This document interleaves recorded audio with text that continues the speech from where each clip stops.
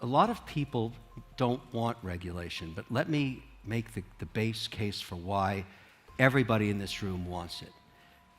Let's just take the granddaddy asset, Bitcoin, okay? Let's just start there. You may be excited that it's at 800 billion market cap. That is absolutely a nothing burger in the context of financial services. It is a rounding error because the majority of wealth in the world is managed by sovereign wealth and pension plans, both stateside and around the world. 100 billion, 200 billion, $1 trillion mandates that do not own a single Bitcoin, not one. Shark Tank star Kevin O'Leary backed Bitsero Blockchain Incorporation, which is a 100% renewable Bitcoin mining company, is making North Dakota the central headquarters for its North American operations. The miner distilled the plans in a joint press release with the governor of North Dakota's office and notable investors. Company officials stated plans to invest $400 to $500 million in the upcoming data center and also announced plans to partner with Meche Nation's greenhouse project, which will allow heat from Bitsero operations to be used for food production throughout the year. Hello and welcome to Wealthy Value. In today's video, popular investor Kevin O'Leary updates about the evolution of stablecoin ecosystem and what can be done to ensure something like Terra Luna crash doesn't happen again, why the mining space is in a chaos, and the importance of regulation in the Bitcoin space. Make sure to stick around till the end of this video where Kevin O'Leary reveals why proof of work is a better and more efficient way for Bitcoin mining. If you like the video, don't forget to give it a thumbs up, subscribe to the channel, and turn on the post notifications.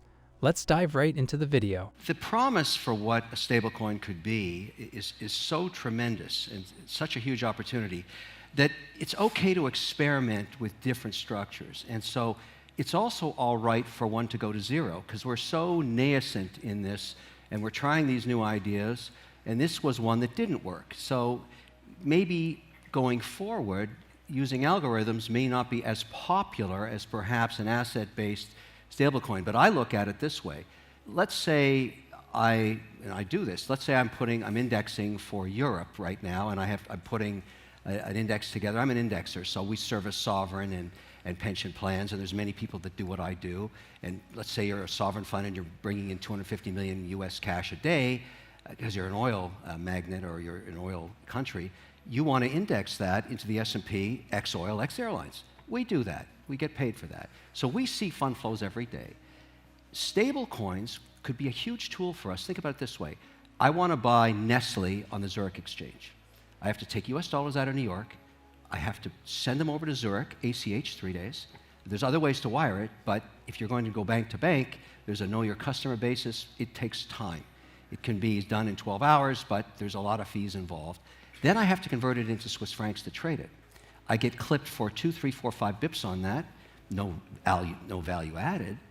If I had a stable coin that both regulators agreed was a currency and a payment system, I could do that in 2 seconds at a fraction of the cost, buy whatever I want to buy, and then send it back the same way.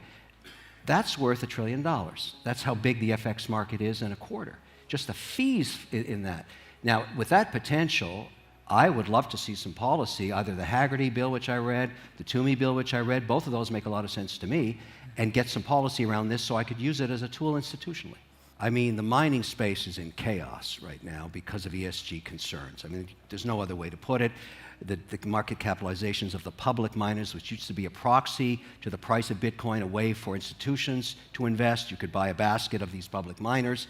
That proxy is gone. The stocks are down 60, 80%, whatever, and they won't be coming back until we resolve this ESG issue. New York is a highlight of that. They're considering, canceling proof of work. That would be a bad outcome for New York. That's not a good idea, but it's frozen capital because New York, Tennessee Valley, Montana, North Dakota are ideal locations where you could put mining facilities under full mandate of hydroelectricity, where you wouldn't need a carbon audit.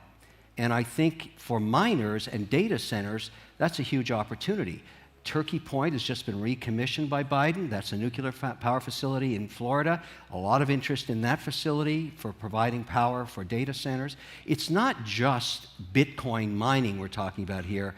the best outcome for stabilizing a data center is to lease it to miners during the period of stabilization and then convert it to a long-term lease with a Tesla, an Amazon, Microsoft. But all of those giant behemoths, including the state governments, want clean, zero-carbon, ESG-compliant, Larry Fink-proof data centers. That's what they want. Well, assuming, proof of work remains, and I think it will, I really do. We have to, in every generation of chip, make them more efficient, make them more energy efficient, throw off less heat, for example, and that the capital available. I mean, you think about a facility like the one I'm involved in Norway, which is using excess hydropower. So instead of it going over the dam and never being returned into the economy, we're capturing it in the form of a data center that's mining Bitcoin right now. We pay tax, we support the community, we're building out 300 megawatts there, and we are using power that is not being used. There's many use cases, but at the same time, we're trying to find the very best and most efficient and productive way to mine that coin. And the halving's coming, so we have to even get better at it. And so that's forcing the industry to do a much better job on technology, but also figuring out a way to support communities. The stacks in Norway heat hydroponic tomato stacks, and a cannery's been built beside it by the Bitcoin miner there, so it's become part of the community. And we're not at war with the local government because we're part of the local government. They're a shareholder in it. And I think that's the new way to build these data centers and these mining facilities, is figuring out jurisdictions that are pro-energy, and if it's nuclear power or if it's hydro, it's great. United Arab Emirates building a massive data center around a nuclear power plant. Upstate Quebec used to be upstate New York, no longer. That's their problem, but it's a shame that they're not taking advantage of what they have. So for all the excitement that we have in these conferences, and this is very important to discuss, it is so nascent, it is not even on the radar of these asset allocators. And they're not going to put it on the radar until it gets cleared by the SEC in one way or another, because the majority of their wealth is indexed into the S&P, the largest market on earth. And if you don't have access to that because you're somehow rogue, it's not worth buying Bitcoin. It's not worth buying Bitcoin at all because it's a tiny fraction of what they're trying to manage. Now, if we could get regulation, and I would argue if we could just regulate one coin at the beginning, let it be Bitcoin, and one stable coin, that would be fantastic. But staying on Bitcoin, here's what would happen. I'm an indexer.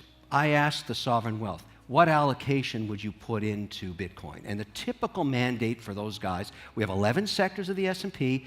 Their rules are long only, no more than 20% in any one sector, no more than 5% in any one stock. So they may initiate their index of Bitcoin at 50 basis points. When you're running a $1 trillion mandate, that is a ton of money. And so all of a sudden the demand for that asset, Bitcoin, becomes higher, the price goes up, but it gets better. If they bought it at, let's say, $30,000, and their mandate is they're going to be a 50%, or let's say 1% weighting, and it goes to a 2% weighting, within 90 days they sell it back down to 1%. Or if it drops, they buy it back up. They are the eternal bid for the asset. And all of a sudden the stability of Bitcoin, instead of having 50% swings every 12 months or more, that's gone forever, because there's an underlying multi-trillion-dollar bid for the asset. Now, I don't know why there's a single person in this room that wouldn't want that. So I encourage Lummis, and I encourage Haggerty, and I encourage Toomey, all of these regulators, let's get going here, because the rest of the world is far advanced. Canadians already have an ETF in Bitcoin. They already have an Ethereum ETF. The Swiss have already licensed a dealer-broker attached to a crypto exchange. So is Canada. The UAE is doing the same thing with the ADGM. I run around the world trying to find places to put money to work. It's everywhere else except the United States. What's wrong with this picture? It's broken. We got to fix it. And I know there's a lot of other political agenda on before the midterms, and I'm sure Biden isn't sitting there saying, I wonder what Kevin O'Leary thinks about regulation on Bitcoin. I mean, he doesn't care because he's got a lot of other issues, but we got to get this dealt with on the other side of the midterms. So, what are your thoughts about stablecoins? Tell us in the comments. Also, don't forget to like and subscribe. See you soon with the next video. Thank you so much for watching.